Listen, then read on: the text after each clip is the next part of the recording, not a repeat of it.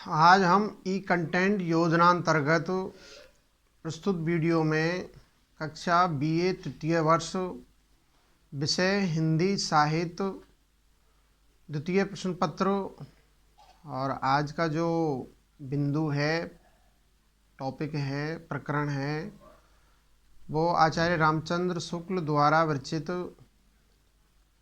निबंध लोभ और प्रति के जो प्रमुख गद्यांश हैं उनकी सप्रसंग व्याख्याएं करेंगे। तो बीए तृतीय वर्ष की छात्राएं प्रस्तुत वीडियो को ध्यान से देखें, सुनें, इसका विवेचन विश्लेषण करें, इसकी समीक्षा करें। तदुपरांत तत्पश्चात प्रस्तुत वीडियो को लाइक करें, कमेंट करें, सब्सक्राइब करें। मैं एस.एल. बैरवा, सहायक आचार्य हिंदी, राजकीय कन्या महाविद्यालय बयाना, जिला भरतपुर, और जिस कंटेंट की हम चर्चा कर रहे हैं ये कंटेंट महाराजा सूरजमल ब्रज विश्वविद्यालय भरतपुर के BA part final year Hindi literature second paper में ये सम्मिलित है। तो हमने पिछले वीडियो में दो प्रमुख गद्यांशों की सप्रसंग व्याख्याएं की है। अब हम तीसरा जो गद्यांश है उसकी हम चर्चा करेंगे। तो कृपया करके छात्राएं ध्यान से वीडियो को सुनें और देखें। पर विनिमय की कठिनता दूर करने के लिए मनुष्यों ने कुछ धातुओं में सब आवश्यक वस्तुएं प्राप्त करने का कृत्रिम गुण आरोपित किया, जिससे मनुष्य मात्र की सांसारिक इच्छा और प्रयत्न का लक्ष्य एक हो गया। सबकी टकटकी टके की ओर लग गई। सबकी टकटकी टके की ओर लग गई। लक्ष्य की एक एकता से समाज में एक दूसरे की आंखों में खटकने वाले की वृद्धि हुई। जब एक ही को चाहने वाले बहुत से हो गए,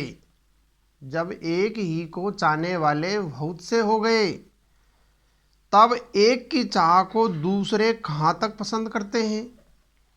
लक्ष्मी की मूर्ति धातुमयी हो गई, तब उपासक पत्थर के हो गए। धीरे धीरे यह दशा आई कि जो बातें पारस्परिक प्रेम की दृष्टि से धर्म की दृष्टि से की जाती थी, वे भी रुपये पैसे की दृष्टि से होने लगी। आजकल तो बहुत सी बातें धातु के ठीकरों पर ठहरा दी गई है। अब हम प्रस्तुत गद्यांश की या गद्यावतरण की व्याख्या के 4 सोपानों के आधार पर इसकी सप्रसंग व्याख्याएं करेंगे। तो नंबर 1, इस गद्यांश का पहले हम व्याख्या के जो 4 सोपान होते हैं, संदर्भ, प्रसंग, भावार्थ और कलात्मक सौंदर्य या साहित्यिक सामाजिक विश्लेषण है, उसके आधार पर इसकी हम समीक्षा करेंगे, विवेचन विश्लेषण करेंगे। तो नंबर 1, इसका संदर्भ हम देखते हैं।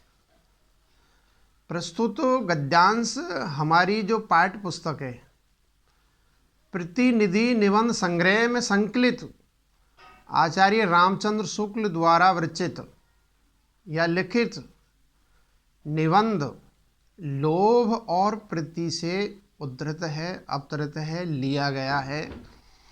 अब हम इसका प्रसंग देखते हैं। प्रस्तुत गद्यांश में लेखक या निबंधकार आचार्य रामचंद्र शुक्ल जी यह प्रतिपादित कर चुके हैं कि यदि मनुष्य समाज में सब लोभ का जो लक्ष्य है, उद्देश्य है, भिन्न भिन्न होते तो लोभ को बुरा कहने वाले लोग नहीं मिलते। उदाहरण के लिए जो साथ साथ रहते हैं, उन व्यक्तियों में से यदि कोई गाय की कामना करता, कोई घोड़े की, कोई सोने की, कोई चांदी की, कोई कपड़े की, तो एक व्यक्ति के लोभ से दूसरे व्यक्ति को कष्ट नहीं पहुंचता। अपनी अपनी क्या है वस्तु को वो ले लेते। कष्ट की बात तब सामने आती है, या कहें कि दूसरी स्थिति होती है, जब असंतोष जन्म लेता है, तब क्या है दिक्कत खड़ी होती है। लोभ का एक बुरा लक्षण असंतोष है, पर उसकी भी एक सीमा होती है। लोभ की भी एक सीमा होती है। इसी संदर्भ में वे कह रहे हैं कि विनिमय या व्यापार की कठिनता को दूर करने के लिए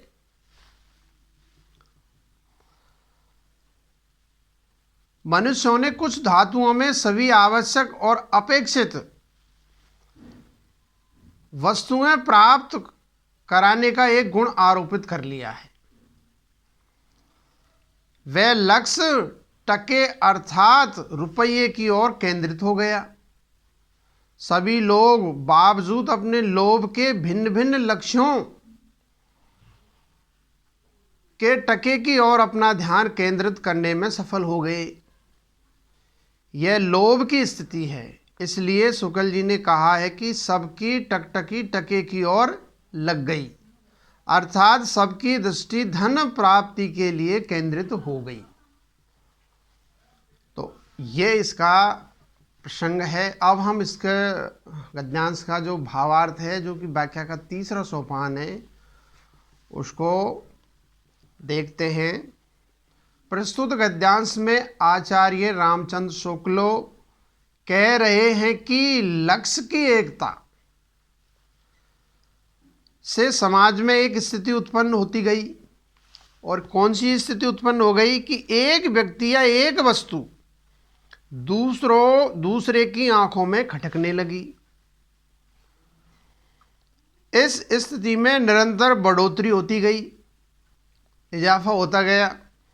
परिणाम यह निकला कि जब एक ही व्यक्ति या वस्तु को चाहने वाले लोगों की संख्या बहुत अधिक हो गई, संख्या बहुत बढ़ गई, मारामारी हो गई, तब एक की चाहत दूसरे को पसंद नहीं आई कि तेरी चाहत अलग है और मेरी चाहत अलग है।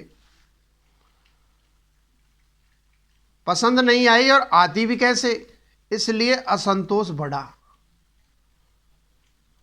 अफरा तफरी मच गई और संघर्ष ने जन्म लिया। परिणाम यह हुआ कि लक्ष्मी की मूर्ति क्या हो गई, धातुयुक्त हो गई, और उस लक्ष्मी के उपासक पत्थर के हो गए। इस अशुभ स्थिति के जन्म लेने का परिणाम यह निकला कि लोगों में परस्पर आपस में जो प्रेम की भावना थी, आपस में जो सांप्रदायिक सद्भाव था, सौहार्द था, आपस में प्रेम था, जो धर्म की भावना थी, वह समाप्त होती गई और सभी रुपये पैसे को महत्व देने लगे, उसको तवज्जो देने लगे। अब तक जो विश्वास का भाव था और धर्मानुसार आचरण करने की प्रवृत्ति थी, वह कम होती गई, उसमें ह्रास होता गया, कमी आती गई और रुपये पैसे से ही प्रत्येक वस्तु का मूल्यांकन होने लगा। अंत में शुक्ल जी ने कहा कि आजकल तो कितनी ही ऐसी बातें हैं जिनका मूल्यांकन धातु के ठीकरों अर्थात रुपये पैसे से होने लगा। पैसे से सब कुछ प्राप्त किया जाने लगा। लोग बाग पैसे को तवज्जो देने लगे कि पैसे से सब कुछ खरीदा जा सकता है। लोग पैसे से सम्मान भी प्राप्त कर लेते हैं। विद्या भी प्राप्त कर लेते हैं और तो और न्याय भी प्राप्त कर लेना चाहते हैं। निष्कर्षतः रुपया महत्वपूर्ण हो गया। और कहते भी हैं कि बाप बड़ा न भैया, सबसे बड़ा रुपया। तो ये इस गद्यांश का भावार्थ है, सरल अर्थ है। अब हम इस पर टिप्पणी लिखते हैं कि क्या क्या चीज़ों की और गहराई से लेखक ने हमारा ध्यान आकृष्ट किया है।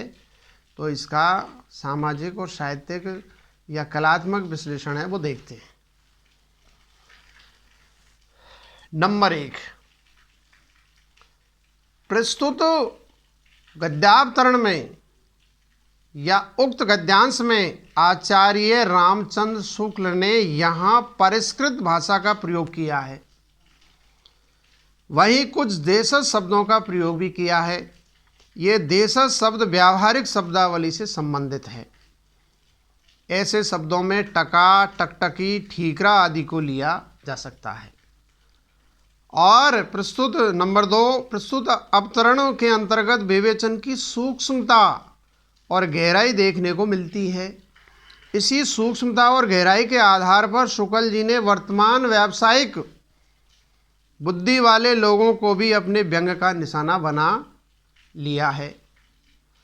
नंबर 3, गद्यांश के अंतिम अंश में लेखक की व्यंग्यात्मक शैली देखने को मिलती है। अभिव्यक्ति को सक्षम बनाने के लिए टकटकी लग जाना, आँखों में खटकना जैसे प्रयोग भी किए गए हैं। ये मुहावरेदार प्रयोग हैं और भाषा की लाक्षणिकता के सौंदर्य को व्यक्त कर रहे हैं। और आगे भी हम इसका और विस्तृत विश्लेषण करते हैं।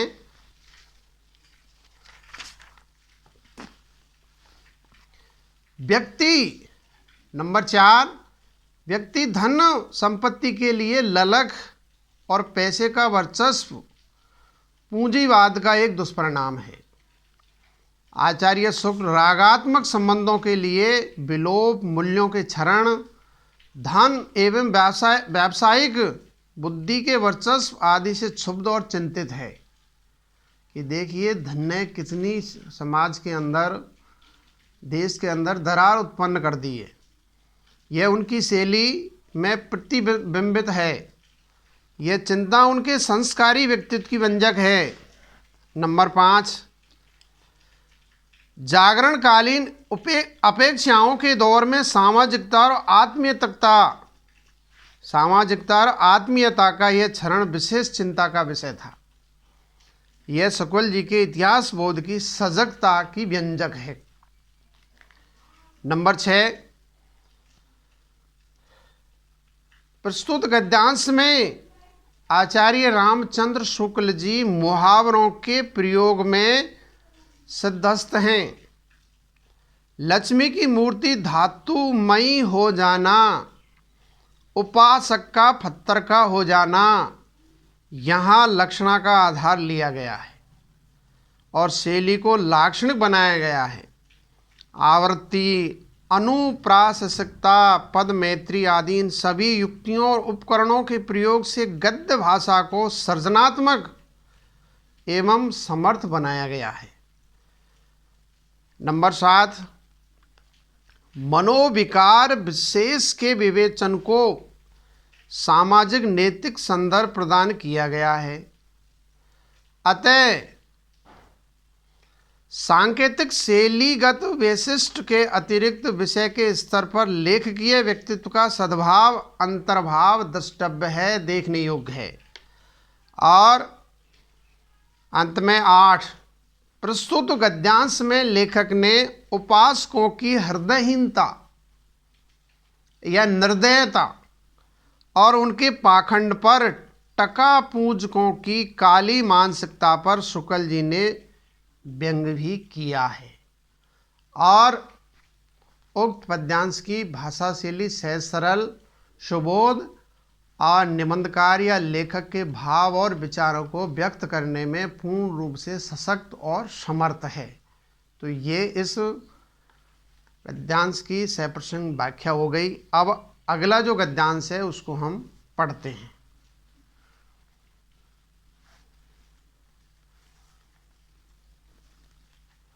अगला जो चौथा गद्यांश है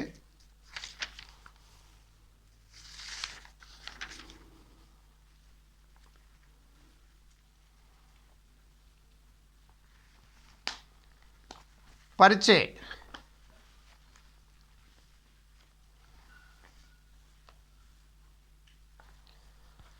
परिचय से सानिध्य से जिस प्रकार लोभ से सानिध्य की इच्छा उत्पन्न होती है, जिस प्रकार लोभ से सानिध्य की इच्छा उत्पन्न होती है, उसी प्रकार सानिध्य से भी लोभ या प्रेम की प्रतिष्ठा होती है। जिनके बीच हम रहते हैं, जिन्हें हम बराबर आँखों से देखते हैं, जिनकी बातें हम बराबर सुनते रहते हैं, जिनका हमारा हर घड़ी का साथ हो जाता है, सारांश यह है कि जिनके सानिध्य का हमें अभ्यास पड़ जाता है, उनके प्रति लोभ या राग हो जाता है। जिस स्थान पर कोई बहुत दिनों तक रह आता है, उसे छोड़ते हुए दुख होता है, कष्ट होता है। पशु और बालक भी जिनके साथ अधिक रहते हैं, उन्हें परच जाते हैं। परच का मतलब परिचय हो जाता है, पर परचना परिचय से निकला है। परिचय प्रेम का प्रवर्तक है, बिना परिचय के प्रेम नहीं हो सकता। यदि देश प्रेम के लिए हृदय में जगह करनी है तो देश के स्वरूप से परिचित और अभ्यस्त हो जाओ। बाहर निकलो तो आंखें खोलकर देखो कि खेत कैसे लहलहा रहे हैं, नाले झाड़ियों के बीच से कैसे बह रहे हैं, टेसू के फूलों से वनस्थली कैसी लाल हो रही है, चौपायों के झुंड चरते हैं, चरवाहे तान लड़ा रहे हैं, अमराइयों के बीच में गांव झांक रहे हैं, उनमें घुसो, देखो क्या हो रहा है। अब ये जो गद्यांश है, अब हम इसका व्याख्या के 4 सोपानों के आधार पर इसका विवेचन विश्लेषण करते हैं। तो पहले इसका संदर्भ देखते हैं। प्रस्तुत गद्यावतरण या गद्यांश हमारी जो पाठ्य पुस्तक है प्रतिनिधि निबंध संग्रह, और जिसके संपादक डॉक्टर हेतु भारद्वाज है, तो प्रतिनिधि निबंध संग्रह में संकलित आचार्य रामचंद्र शुक्ल द्वारा विरचित लिखित निबंध लोभ और प्रति से उद्धृत है, अवतरित है, लिया गया है। अब हम इसका प्रसंग देखते हैं।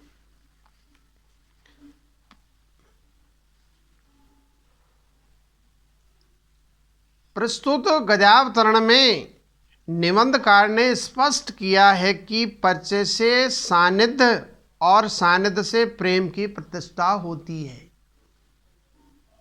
एक दूसरे से ये संबंध है, रिलेटेड है।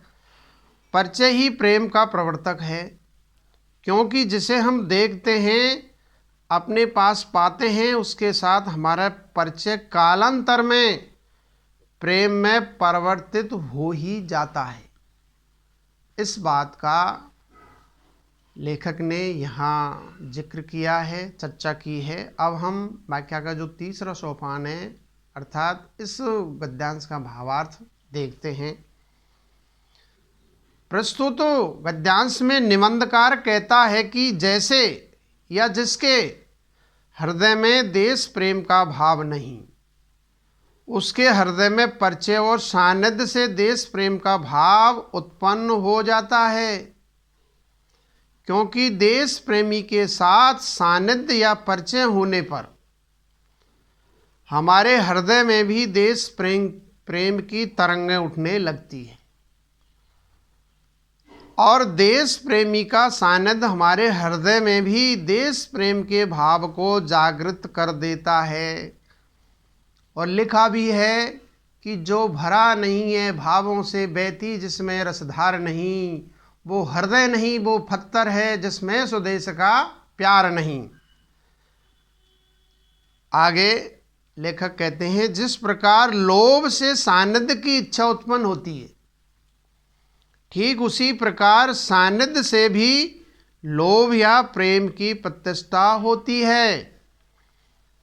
दूसरे शब्दों में जब हम किसी लोभ के कारण किसी के साथ घनिष्ठता स्थापित करते हैं या उससे क्या है प्रगाढ़ संबंध जोड़ लेते हैं, तो उस घनिष्ठता के पीछे हम कुछ न कुछ प्राप्त करना चाहते हैं। उसी प्रकार जब किसी के साथ हमारा सानिध्य या निकटता हो जाती है, मेल जोल बढ़ जाता है, घनिष्ठ हो जाता है, तो उससे कुछ प्राप्त करने का लोभ भी मन में उत्पन्न होता है।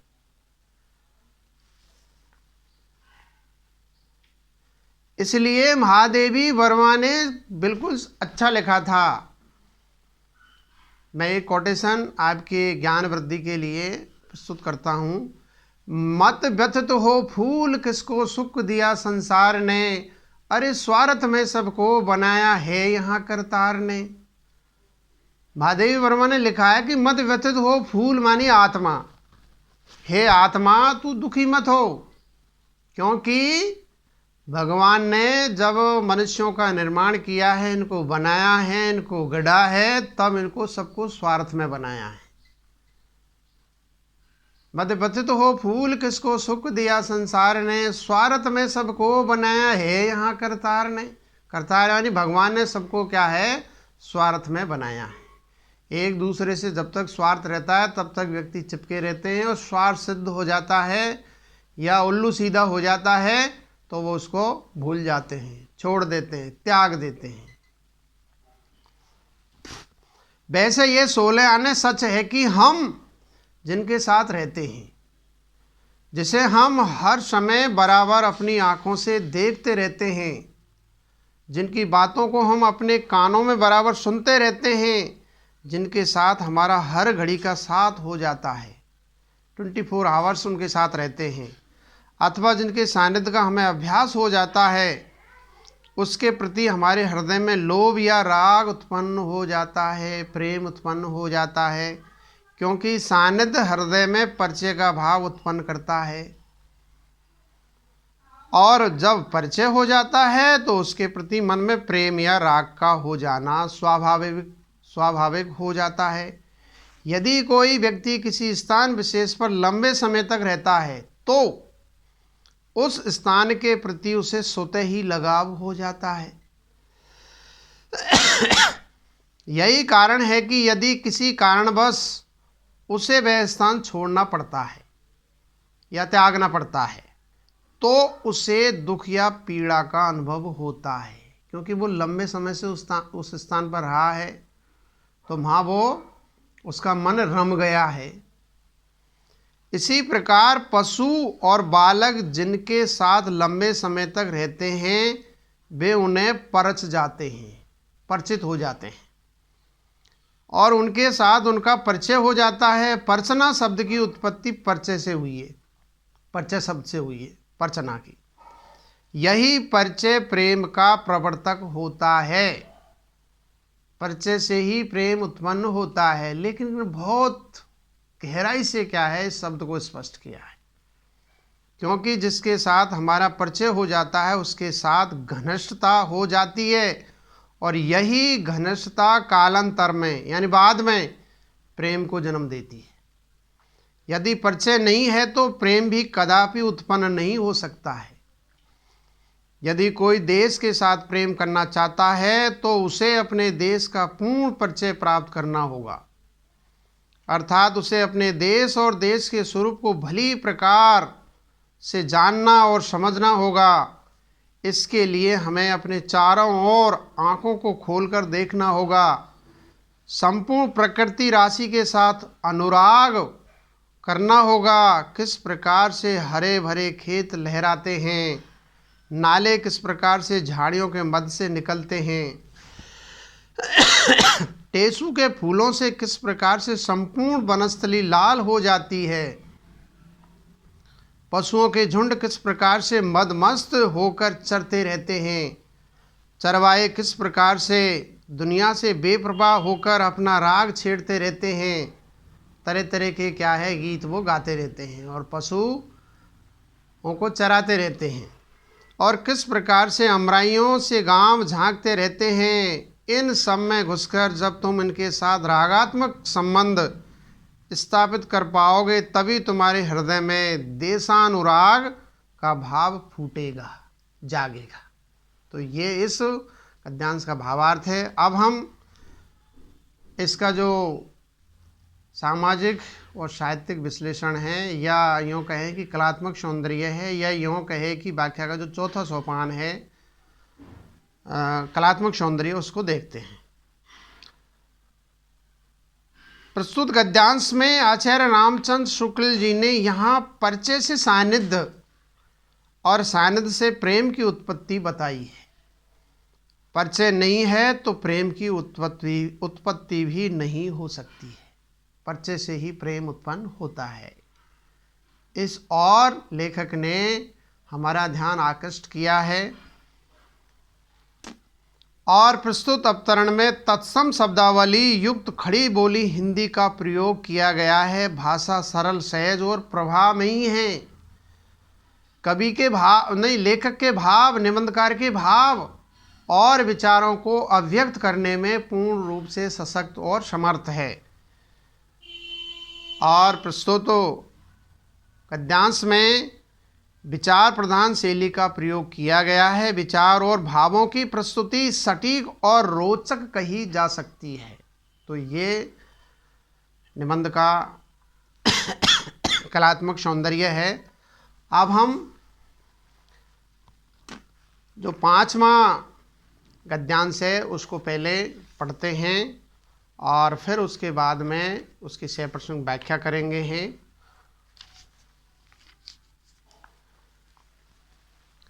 वह लोभ धन्य है जिससे किसी के लोभ का विरोध नहीं। वह लोभ धन्य है जिससे किसी के लोभ का विरोध नहीं। और लोभ की जो वस्तु अपने सब लोभियों को एक दूसरे का लोभी बनाए रहती है वे भी परम पूज्य है। घर का प्रेम, पुरिया ग्राम का प्रेम, देश का प्रेम इसी पवित्र लोभ के क्रमशः विस्तृत रूप है। मनुष्य के प्रयत्नों की पहुंच बहुत परिमित होती है। अतः जो प्रेम क्षेत्र जितना ही निकटस्थ होगा उसमें उतने ही अधिक प्रयत्न की आवश्यकता होगी, और जो जितना ही दूर होगा प्रयत्नों का उतना ही कम अंश उसके लिए आवश्यक होगा। अब हम इस गद्यांश की व्याख्या के 4 सोपानों के आधार पर इसकी हम सप्रसंग व्याख्या करेंगे। तो नंबर 1 इसका हम पहले संदर्भ देखते हैं। प्रस्तुत गद्य पंक्तियाँ या गद्यांश या गद्यावतरण हमारी पाठ्य पुस्तक प्रतिनिधि निबंध संग्रह में संकलित आचार्य रामचंद्र शुक्ल द्वारा विरचित या लिखित निबंध लोभ और प्रति से अवतरित है, लिया गया है। अब हम इस गद्यांश का प्रसंग देखते हैं। प्रस्तुत गद्यावतरण में लेखक ने उस स्थल पर शुक्ल जी लोभ के उस रूप की चर्चा कर रहे हैं जिस लोभ से किसी दूसरे को कोई विरोध नहीं होता है, उसका इसमें जिक्र कर रहे हैं। अब हम इसका भावार्थ देखते हैं। प्रस्तुत गद्यांश में लेखक या निबंधकार ने लोभ के अनेक रूपों में से वह रूप सबसे श्रेष्ठ है जब हम किसी वस्तु की रक्षा मात्र की कामना रखते हैं, और यह हमारा दायित्व भी है कि वह वस्तु बनी रहे, चाहे वह हमारे किसी उपयोग में आए या न आए। जैसे हमारे राष्ट्रीय प्रतिमान है, राष्ट्रीय प्रतीक है, राष्ट्रीय चिन्ह है, उनकी रक्षा करना हमारा दायित्व है। देश की गौरव और गरिमा की रक्षा करना हमारा कर्तव्य है। ऐसे लोभ में भला किसका क्या विरोध हो सकता है। आचार्य रामचंद्र शुक्ल जी ऐसे लोभ को धन्य अर्थात श्रेष्ठ मानते हैं। साथ ही जब एक वस्तु अपने सब लोभियों को अपनी ओर आकर्षित किए रहती है और उनकी दृष्टि में अपने को परम पूज्य बनाए रहती है, वे भी धन्य है। इस पवित्र प्रेम के विस्तृत रूप ही घर का प्रेम, पुर का या ग्राम का प्रेम, देश का प्रेम आदि है। मानव के प्रयत्नों की पहुंच सीमित होती है। इस कारण जो प्रेम क्षेत्र जितना ही निकटस्थ होगा उसमें उतने ही अधिक प्रयत्न की आवश्यकता रहती है। जैसे घर सबसे निकट है, अतः उसके लिए अधिक प्रेम की और प्रयत्न की अपेक्षा है। घर की रक्षा करना मनुष्य का परम कर्तव्य है। इसी प्रकार जो क्षेत्र अपेक्षाकृत दूर होगा उसके लिए किए जाने वाले प्रयत्न भी अपेक्षाकृत शिथिल होंगे। इसी क्रम में सबसे पहले घर की रक्षा, फिर पुर, नगर, ग्राम की रक्षा और बाद में देश की रक्षा का भाव होता है। यही क्रम उचित भी है। तो सबकी रक्षा करना मनुष्य का दायित्व है, कर्तव्य है और यही प्रस्तुत गद्यांश का भावार्थ है। अब हम इसका कलात्मक सौंदर्य देखते हैं। प्रस्तुत गद्यांश में लेखक ने उस लोभ को श्रेष्ठ माना है जिसमें शुभ की रक्षा होती है और प्रस्तुत अवतरण की भाषा खड़ी बोली हिंदी है। तत्सम शब्दावली का प्रयोग प्रचुर मात्रा में हुआ है और शैली इसकी विचारात्मक व वर्णनात्मक है और भाषा शैली सहज सरल सुबोध और लेखक या निबंधकार के भाव और विचारों को व्यक्त करने में पूर्ण रूप से सक्षम और समर्थ है। धन्यवाद। आगे हम अगली वीडियो में चर्चा करेंगे। आज इतना ही। नमस्कार।